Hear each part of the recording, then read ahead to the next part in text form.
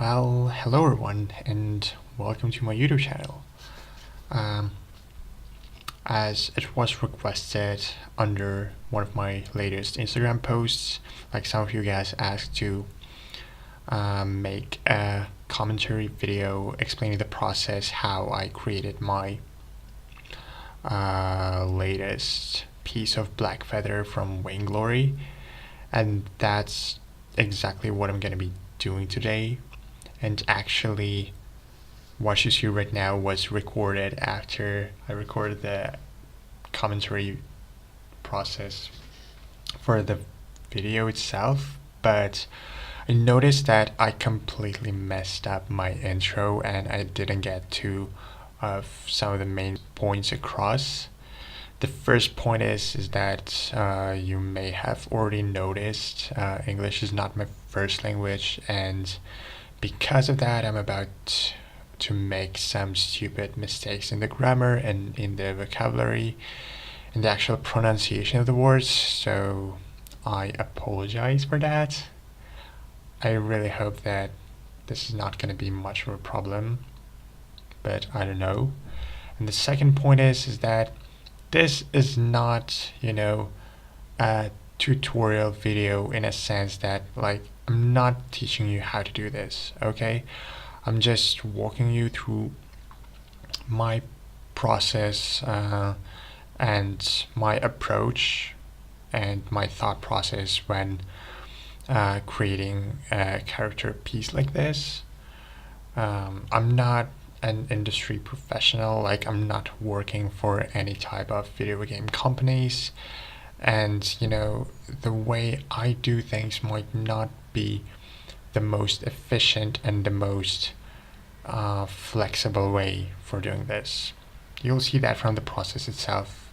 So for example, if you would create a piece like this in my process and the studio or the commissioner would ask for any changes, like it'd be a lot of trouble changing a lot of things. And if you want to know more about the type of process that would allow for that flexibility that would allow for changes, I can provide links to some of the other artists who are actually industry pros that have covered this topic in a much more detail, in a much more, understandable way. Okay, so yes, those were the points that I wanted to stress before the actual video starts. And yes, I hope you'll enjoy the rest of the video. So I've recorded the whole thing and it's pretty much the same as my spit painting video of the Blackfeather, which is already up on my YouTube channel. So in case you didn't watch that, please go ahead and click the link either in the description box or it will appear somewhere on the screen. I don't know. So yeah. So from the very start, we only have the blank canvas, and what I do from there, I start laying out some very, basic thumbnail sketches, kind of like not going into very much detail, just the basic silhouettes, the basic idea. And I usually try to make about 6 of them, which is, you gotta have not too many of them, but at the same time have enough variety to be able to choose from. So I'm trying out different angles, static poses, action poses, some which suggest more the mood, some which suggest more, like the movement and dynamics. So yeah, I do that, and after that I will eventually pick only one of them that I like the most. And yeah, I'm mostly, yes, so here I picked the one with the more or less central composition, and I started to refine the sketch, adding more details, painting out like the very just suggesting like the facial features, adding very basic shadows and lights, refining the pose, refining the silhouette. I don't know. Yeah, basically just adding more details, but not to the point where it would have been called like a finalized line art. So after that, I start masking my character. So for those of you who don't know what masking is, it's kind of like treating your character as a separate object and arranging your character in a way that you would be able to paint them without actually affecting anything else. Like you would be able to work only on the character without affecting the background and vice versa. So the way you do that is that I have my lines on a separate layer, which is this layer 9, and then I fill fill the layer underneath it with a solid color, but only where I'd like my character to exist. So later you'll see me making, like separate layers on top of that, which would be like the clipping masks, these ones. So clipping masks are a type of masks, again, that, well, they are separate layers, but they're only going to be seen in the place where the original mask exists. So for example, if I would have painted like something here, it would have been seen because like this layer is clipped to this layer number 8. Where, for example, I would have, like I did paint, for example, here, it can be seen because it is where the layer that we are clipping it to is present, okay? And here I'm trying to, separate each color on their own layer, because if I would have to make a change, for example, um, change the tone of his hair, or change the color of his coat, it would have been like much easier for me, because otherwise I would have had to repaint the whole thing. So yes, this kind of like allows you for more flexibility in your color choices.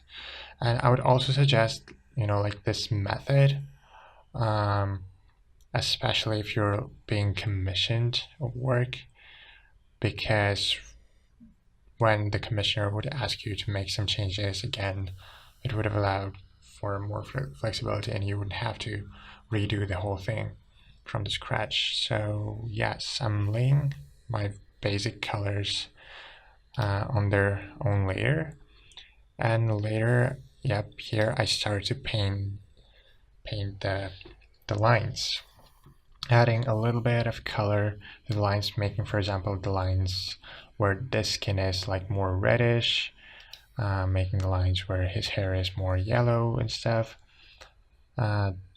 Like the reason I do that is to make the skin look more smooth and, like lifelike without having any like muddy colors. And for example, if you're going for more of a comic book style with very, dark and very visible like lines, even where the skin is present, you can do that. But since I'm going for a more kind of like semi-realistic stylized character, I try to give my lines a little bit more color, because later I will be blending them with the actual skin. So I'm trying to play around with the shadows, refine the face a bit more, adding some facial features, some basic lights. Yep. Okay, I actually didn't use any reference images for this face, which is why it kind of like appears very, very natural in a sense. Okay, so what I did right here is I created the exact copy of the layer with my character, of the original layer with my character, and I toned it down a bit, making it more darker. And I also used the color balance tool to shift the colors of this new layer more towards, like cooler tones, trying to play on the contrast between the warms and cools. And now I made a mask of its own so that I would be able to, mask some of the parts that I didn't want to appear, uh, just kind of like highlighting by erasing, if that makes sense. Okay, then I've used both of them together and I'm still trying to refine the face. But yeah, I was not really happy with this face though because it seems very creepy, I'd say, not very fitting the character. So for those of you who don't know, like Blackfeather is the character from the game called Vainglory, and in the game itself he's like this very Victorian looking heartthrob, kind of like I don't know, playboy or something. And he has that very confident um, personality. He's very like full of himself. Um, can appear even like douchey, but I'm trying to make this face fit that personality, but it obviously doesn't work as of now. And I will eventually end up changing some of his features like completely. So, yes, not very happy about the face at all. Okay, so here I decided that I'll change the eyes because they didn't look somewhat fitting. And then I'll also change the mouth. And yeah, for some like these changes, I tried to think of some characters that would have the same personality and, like look up some of the artworks related to those characters. And I found that, the splash art of Taric from League of Legends was actually like a perfect example of what I was originally going for. So, yes, I was kind of like looking at that, but at the same time trying to maintain like the features of Blackfeather and making like his face do the expression that Tarek did on his splash art, or at least something similar.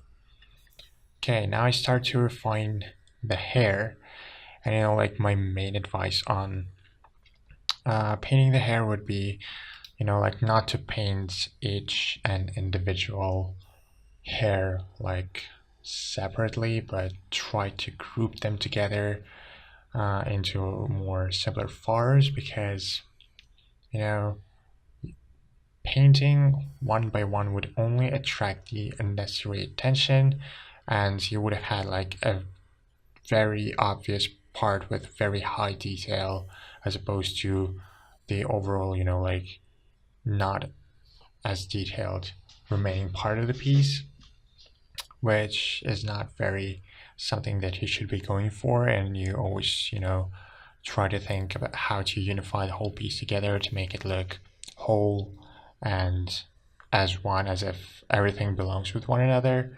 So yeah, I try to go to more simple shapes and not painting every single hair one by one. And especially if the character is, like stylized, um, yeah, it shouldn't matter as much. So here I made the shadows a little bit more intense, and now I'm starting to add the light. And the way I did that is like the same trick as before. I duplicated the initial layer, I lowered the brightness of it, and again, using the color balance tool, I shifted the colors more towards like the blues, making them cooler, and erased the parts that I wanted to feel warmer, where the actual light would cast. And then over that, I set my brush to color dodge. Selected something like a very warm and bright color, like you could pick like either his skin or like this bright orange yellowish color, and go over the parts where you want to cast light, and it really does a good job at that. So yeah, I continue to refine the face, working a little bit more in hair, and I believe like this around the time where I'll start to refine the jacket or not. Okay, still working on the face. Yet, like this face actually gave me a lot of hard time, as you may have already probably noticed. But yes, I will. I don't know, like if I did a good job, but I actually liked with what I ended up with in the end. So yeah, here I'm trying to uh make the skin look more, like smoother, trying to get rid of those super annoying brush strokes. And the way you do that is you go over it with your soft brush, and it kind of like blends everything together. Yeah, and I changed the eye color because I didn't notice. Like I couldn't tell if he had like brown eyes or blue eyes from his artwork, because they seemed like almost grayish, and like gray in different types of environment can be seen as either bluish or more brownish. Yep. So here I'm also trying to think more about like the global lighting, which is a fancy way of saying like the light which is cast from the sky. So I'm trying to incorporate this background color into his color, into his coat, into his hair, just to make him look a little bit more, three-dimensional. I also did try to do this fancy, anime like highlights on hair, but I ended up hating them. Yep, I'll go over them and paint everything like on the hair, erasing the those highlights altogether. Okay, now here I start to refine the jacket, and for this I actually had, a separate picture of his in-game model on a separate screen, like on my iPad.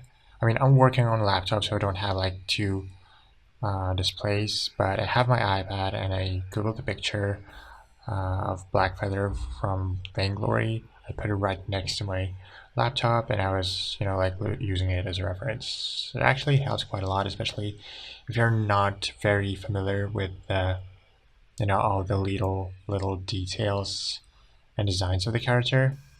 Okay, so what I did right there, I think, yeah, right around here, I was trying to change the shape of his body, but like if you would have used traditional media, you'd have to basically either start a new painting or try to repaint the whole thing on an already existing one.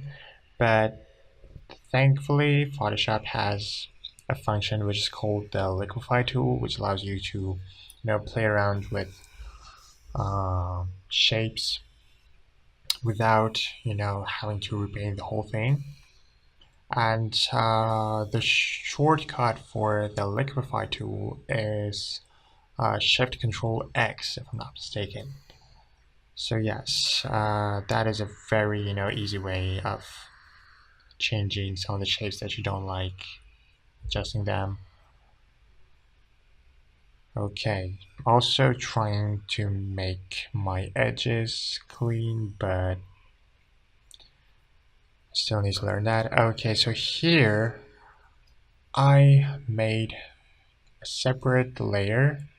I set it to overlay, and I selected a very saturated and bright orange and went over it. So I really like doing this trick because it makes, like, especially for the skin, because it makes the skin look very, well, I wouldn't say healthy or something. It just makes it look very smooth, very candy-like, almost caramel looking. Uh, it kind of like makes the skin glow a little bit. So that's what I did there. Yeah, okay. And now I'm just rendering out the coat, the jacket, whatever that is. Yes, again, also the same trick with overlay layer for his beautiful hair. Okay, using a lot of liquify tool. A lot of liquify tool. Yeah. Uh, Also trying to get rid of, those muddy colors on his hair. Okay, so that, you know, thing with his hair color. Originally Blackfeather is supposed to have like brownish color, but not like very dark. And like my version ended up looking almost blonde. So I tried to fix that, but I couldn't. So now he's blonde. I mean, we dyed his hair for free basically. He should be happy about it. Okay. Yep, cleaning out the edges and finally starting to refine the other half of his coat. Yep, constantly checking the reference image. Okay. And I think that right now I'm actually finally happy with the way his face turned out because he's not looking strangely. He's very stylized but somewhat appealing, I would say. I don't know. Very self-confident and kind of like playful. That's what I was going for. Okay, here I am paint like basically I'm raising the rose that he was originally holding because I thought that it would be better to paint the flower towards the end on a separate layer. And to do that, I actually had to make the refinements and work out what would be like here. So he obviously would have, his neck, the shirt, the color of the coat. So I have to render it all out. Okay, looking more or less good.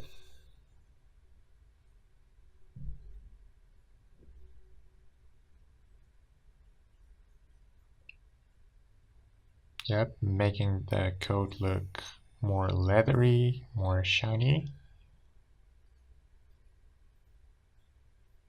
Adding some falls here and there. Suggesting the form. I actually don't remember what I was doing. Okay, here again, the same trick I already used like a million times by now. Making the copy, lowering the brightness, shifting the colors towards the blues, masking it, then raising the parts where I want the light to shine.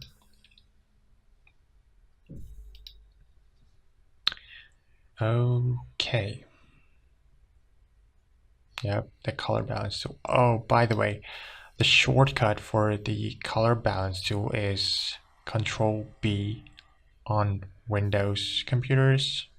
I don't know about Macs. I've never used like a MacBook or an iMac computer, so you can probably look that up on the internet. But yeah, for Windows, it's Control B.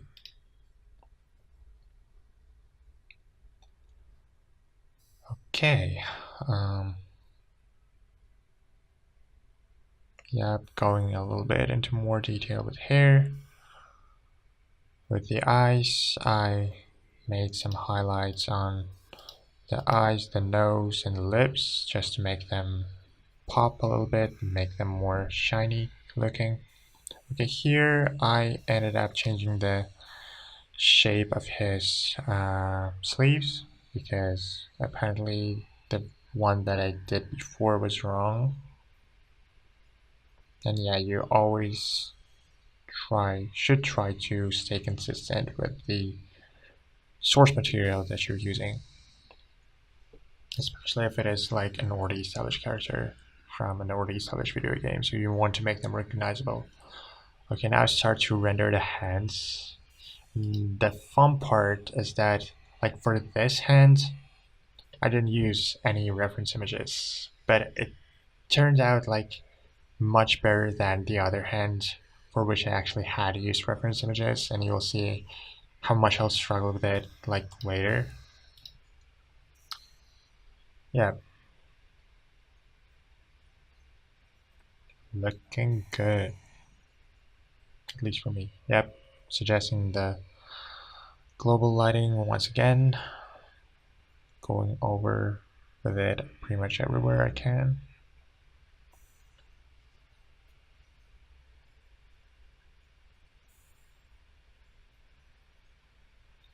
And I've noticed that, this hand was actually looking small, so I cut it out on a separate layer and made it a little bit bigger. And I also wanted to bring it forward a little bit, make it look as if it's closer to the camera, like to the actual viewer, than for example, his torso. And the way I did that is I created, another layer behind his hand, but in front of the torso. And I went there with my soft brush, selected the background color, and just pressed very, very gently to kind of like add a little bit more atmosphere between the hand and the torso. Now, this would, make the silhouette of the hand more refined. Um, the hand would have like a higher contrast, and the way human eye perceives, like the depth is through the contrast. So something that appears, having a higher contrast appears to be closer to us as opposed to something with a lower contrast. And this is called atmospheric perspective, if I'm not mistaken. So yeah, I'll end up using this trick a few more times throughout this piece. Okay. Yep, rendering the other arm, the leg. Okay, now I'm starting to move towards rendering the sword, but his original sword is like really so complex, and it has like a bunch of details, a lot of parts, a lot of like small parts, and I honestly wouldn't be able to put it like in a perfect perspective, which is why I decided to just screw that. I'll sculpt it in Blender and then paste it in Photoshop. I mean, it is possible to measure everything, like put it in a perfect perspective, just by hand, but it'll take much longer, and you're still about to make some mistakes in the perspective. So yes, I'm just making the very primitive, super simple 3D model of the sword, just to help myself with the perspective. Okay, and by the way, if you ask me, like, do I really need to use Blender? Like, is it possible to do in some other software? Like, you can use whatever you want, but the reason I picked Blender is because A, it is free, be like its interface is, you know, very simple, and you can actually get used to that in about like 30 minutes of working with the software. So yeah, I erased the alt sort and paste the new one instead, trying to place it in his hands, but again, it doesn't seem very natural. But yes. Another thing that I'd like to say is that you can either try to render it out using like a third-party software, like I did, and I used what's the name? Let me check the name. I forgot the name. Super professional. Keyshot. Yeah, I used Keyshot for rendering out. Just it'll just show the lights and shadows. You can arrange the light. You can add the material to your 3D model. So I used that, but that software is not free. So if you want to go for for a budget solution, you can just print screen it directly from Blender, paste the image to Photoshop and erase something that you don't need. I mean, I know it sounds stupid, but if it works, it works. Okay. And actually, before I had Keyshot, that's the way I did, for some of my previous works. Okay, I think right about now, yep, I'll start to refine the sort in more detail. Actually adding all those, small parts, making it look very metal-like with all those highlights. Yeah, and you may see it right here, but I messed up a little bit, even though I used the 3D model. I don't know if it was like my own mistake or if I sculpted it incorrectly, but like the part here seems to be like facing um, outward, while this one, like this part, appears to be facing more the viewer or the camera. Call it however you want. Yeah, I don't know how it happened, but it's there, so it will bother me. Uh, I'll probably fix it. Okay, I didn't notice it before.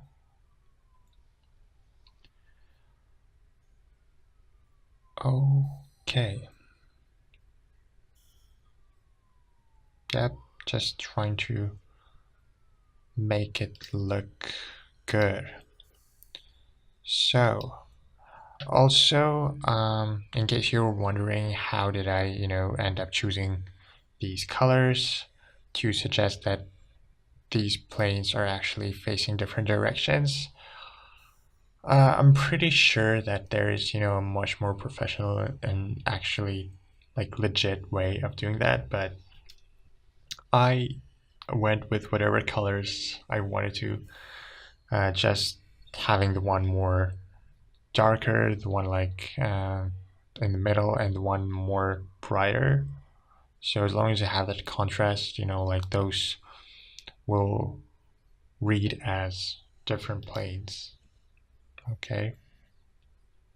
Yes, and now I started struggling with this hand. Like I spent around 40 minutes on this hand alone. Like not gonna lie, at first I tried to paint it myself without any reference images the way I did this hand, which turned out to be okay, but it didn't work in the end, so I went on Pinterest, tried to find some reference images for the hand holding a sword or the hand holding whatever it is that would have like looked like a handle. I found a good reference image. Like it did look good on the image itself, but I couldn't replicate it. I really couldn't replicate it. So yes, it ends up looking very creepy and just not right overall. You know, ew. I just cannot watch it. That's just so bad.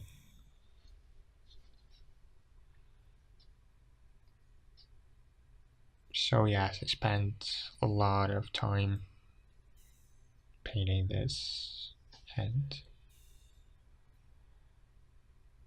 okay.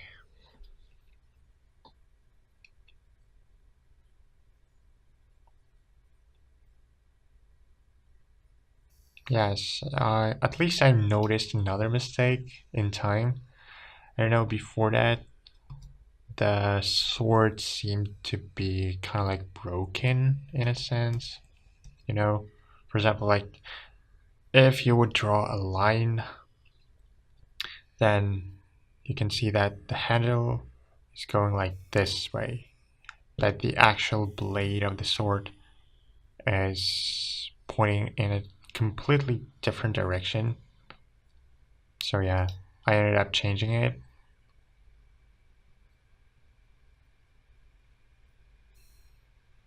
Okay, now it looks more or less good. Okay, now the fun part begins, the background. And yes, I cheat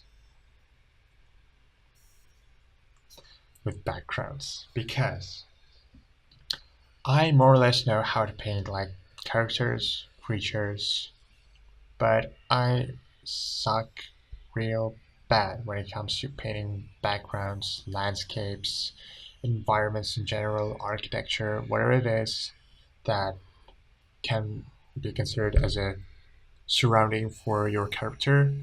I cannot paint it at all.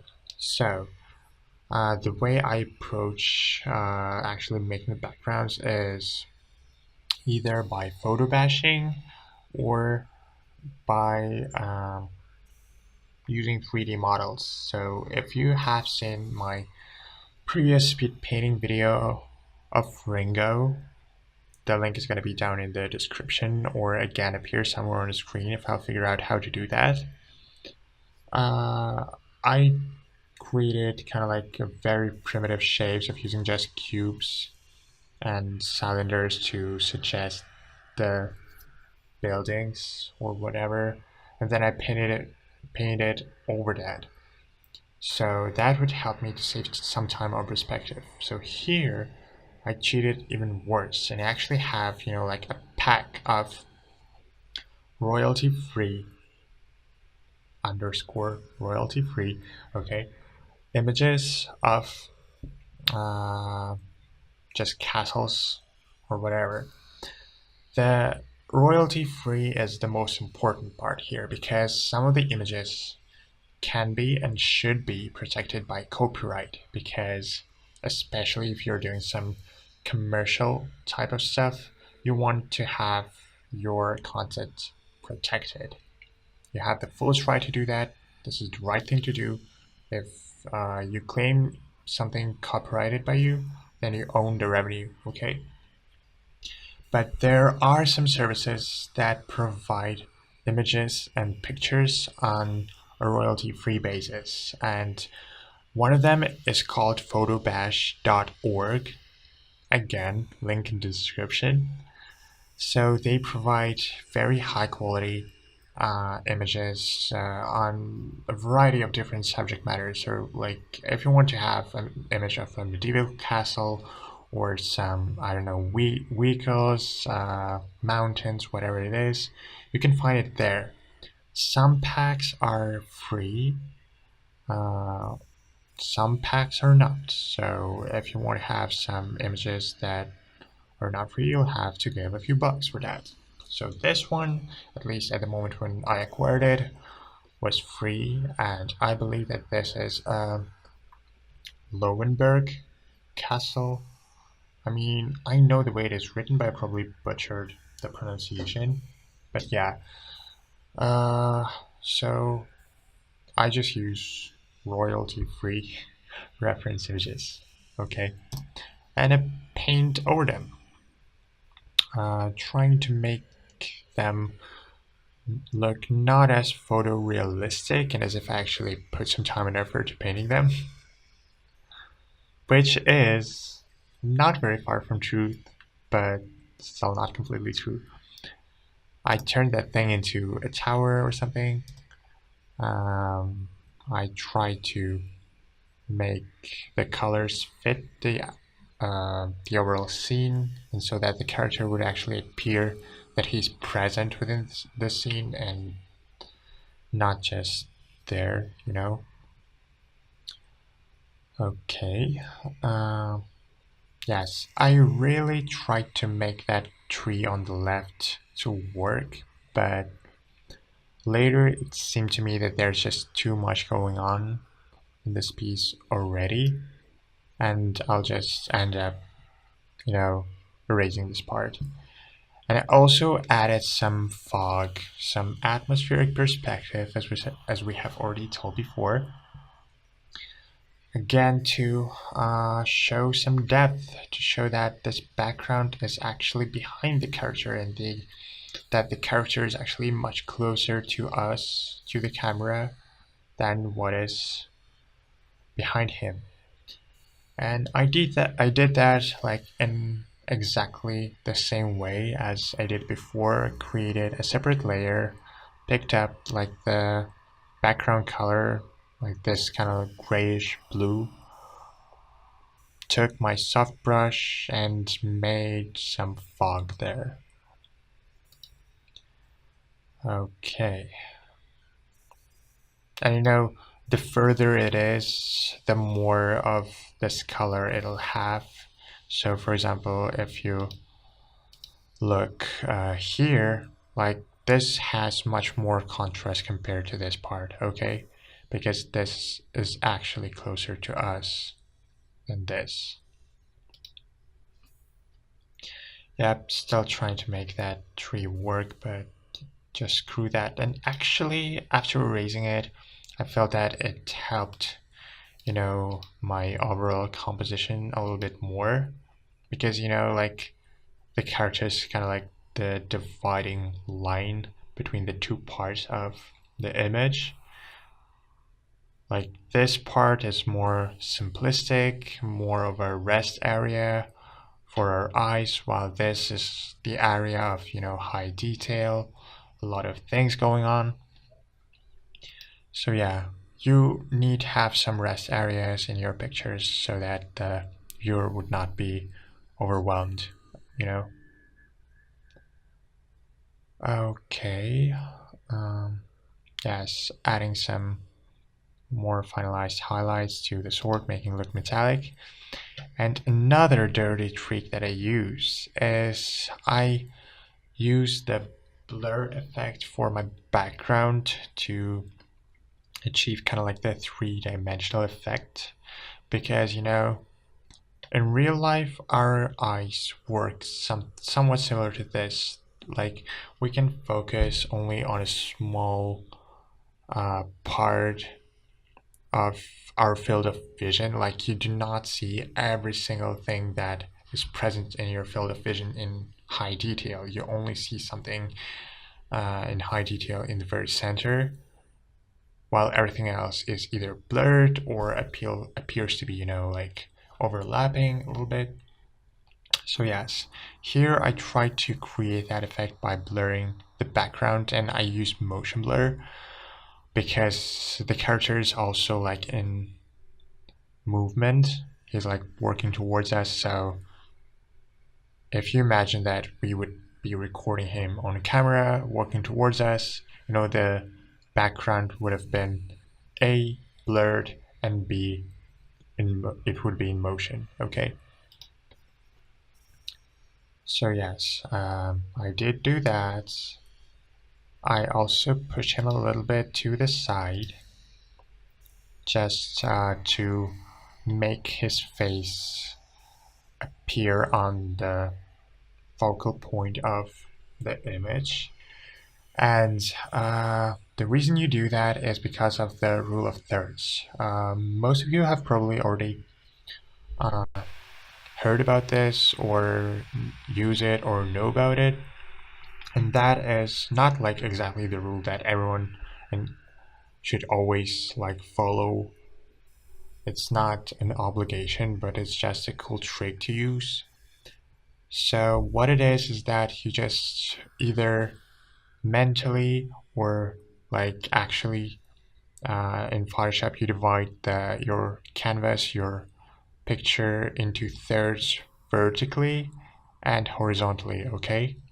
And in the parts where those lines intersect, so it would be either here, here, here, or here, would be like the areas where it is best to, put your focal points. Focal point is something that you want to draw attention to. So, for example, something that you consider like the most important part of the artwork. In this case, it would probably be his face, which is why I tried to push him a little bit to the side so that it would have been closer to that, intersection point, the focal point. Yes, and here I also played a little bit with the exposure of the background, just making it look more, sunny, brighter, more saturated. Okay.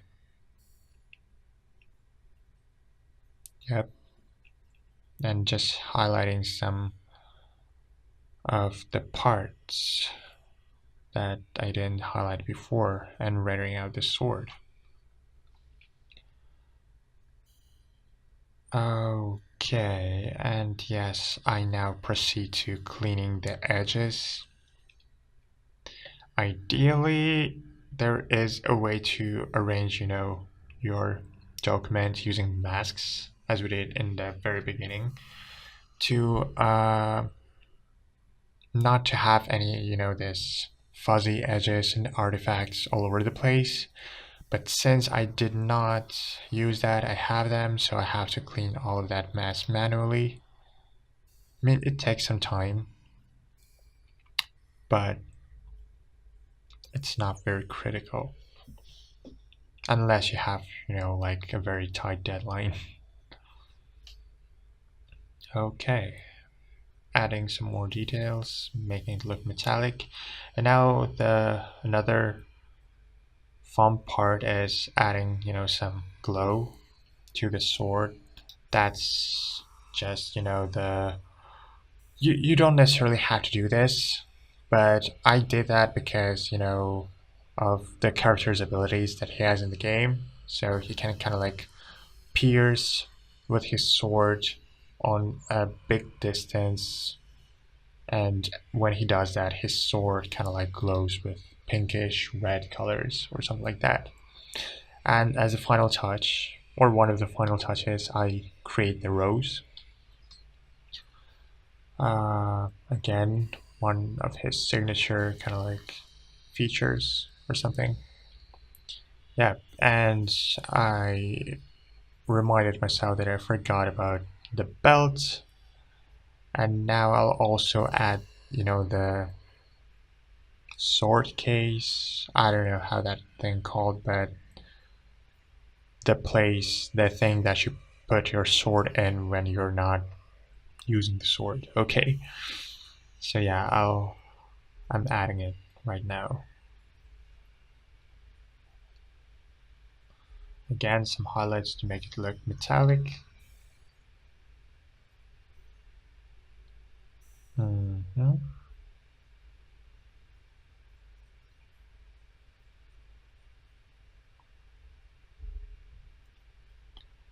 And some particle effects, like dust, whatever that is, possibly some insects flying, or I don't know, like whatever it is, it just makes it look more natural, I'd say, and just brings some more noise to this part.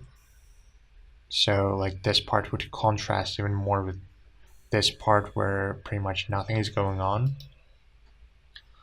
Okay, and yeah, now what I did right there is I created a copy of my character of Blackfeather. I blurred it and I erased the parts of this blurred version where I don't want any blurred.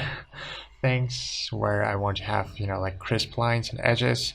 So what it does, it makes the character, fill in the environment a little bit more. And it also eliminates the necessity of having like super pristine, super crisp edges, because in the end, you're kind of like blurring it a little bit, so it is not as obvious that some of your edges were not as clean and were not as crisp before.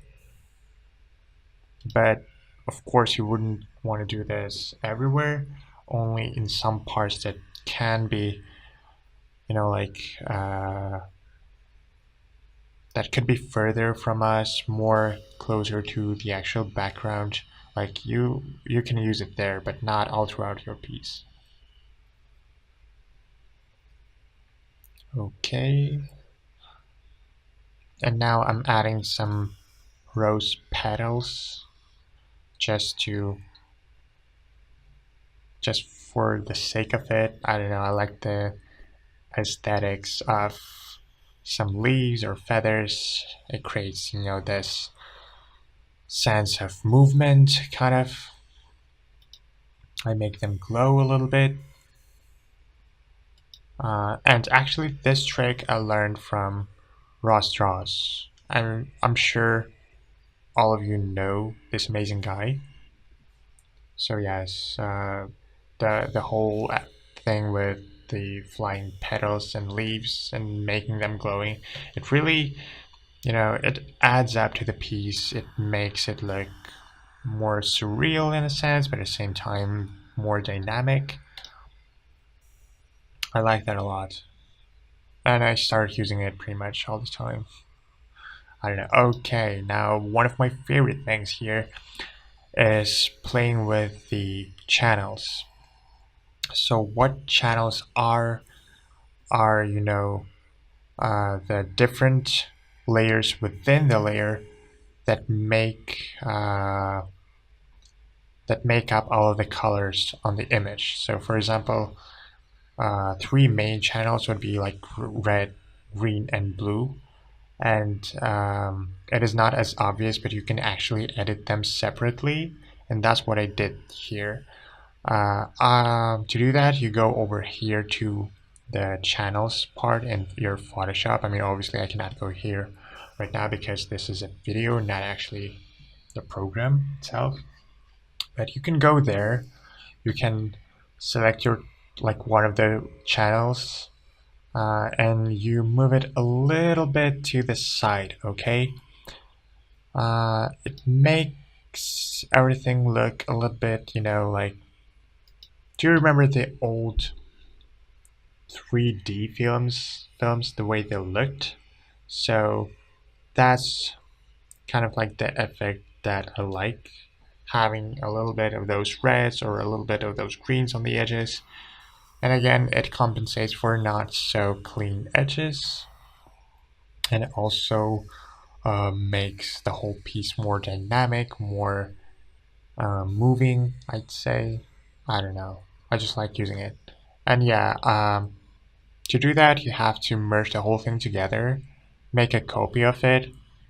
On this copy, you would move one or a few of your channels and create a mask, because when you move the channel, it'll affect the whole image. But in some parts you don't want that. For example, on his face, you want it to look clean and stuff. Yep. So right there, I erased the part. Okay, adding a little bit more blur, and that's pretty much it. That's how I did the whole piece, and that's pretty much how I do all of my pieces. Like, I know that this process was not very, detailed, was not very, probably was not very informative. But in case you have any, questions or some parts that you probably did not understand and that you would want me to cover in more detail, like let me know either here in the comments on YouTube or message me on Instagram. I don't know, comment on my posts on Instagram with whatever it is that you didn't understand from this video and that you'd like me to cover next, and I'll gladly do that in my next video. So, okay, I guess this is gonna be it. By the way, by the way, thanks a lot for all of the positive feedback that I got from this piece, especially on Reddit. I mean, I know that on Instagram, like you guys are always very supportive, but I mean, I post there more often, so I kind of like expected more, just more feedback from the audience. But on Reddit, this was just surreal for me. Like every other comment was like, SMC, you should hire this man and stuff. And I was like, very humbled, but at the same time, very surprised because I honestly did not think that people would consider this work to be like on the same level as the company which created the game itself. It is very humbling. I'm very thankful, and yes, thank you for all the positive comments on my work. The last thing that I would like to mention is that this is not a tutorial, okay? I'm just walking you through my process and the way I approach things, but I just want this content to be the way it is, not necessarily super educational. In case you want much more educational content explaining, the more efficient process of getting your results, quicker and better results. I can post a list of the artists whose lessons I actually watch on YouTube. So yeah, if you're gonna be interested in that, please let me know and I'll arrange it. Okay? Because I'm not a pro. I'm not working for any video game company. This is just a fan art. But since some of you asked me to do that, like here I am doing it. Okay? So, yep, this is gonna be it from me, and I really hope to see you in some of my future next videos. I honestly, when those will be posted, I don't have any schedule, and I'm getting closer to my finals in university, so I'll probably have less time to post all of that, or even draw the whole thing before even editing the video. So I'm not promising on any exact dates yet. And if you want to keep, be updated on any possible future videos from me, you can follow my other social media accounts. I primarily post on Instagram. I am most active there. I post like my work in progress stuff there. I post finished illustrations, some more or less something that you would call, a concept art or something. I post everything there. So, and all of the updates are also going to be posted there. All of my social media links are going to be in the description box to this video. And again, thank you very much for watching. Hope to see you in the next one. Goodbye.